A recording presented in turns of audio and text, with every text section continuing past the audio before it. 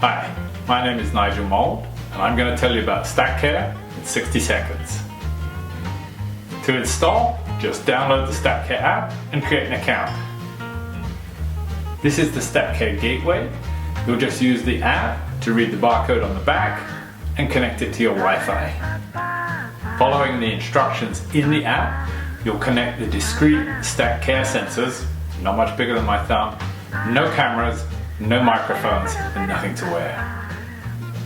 Following the instructions in the app and using the sticky tabs provided, place the sensors around the home.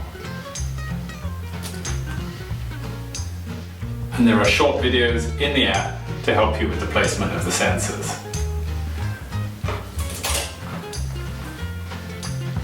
So that's it for installation. Took about 15 minutes, and you'll start seeing motion data on your phone immediately with notifications starting in 24 to 48 hours. And finally, the StackCare app will let you know how your loved one is sleeping, whether their activity patterns are typical, whether anything has changed, or if something happens that gives cause for concern. And just to make sure you don't worry too much, StackCare will send you an update at 10:30 every morning, letting you know how your loved one slept last night and whether their activity patterns were typical for yesterday and during the night.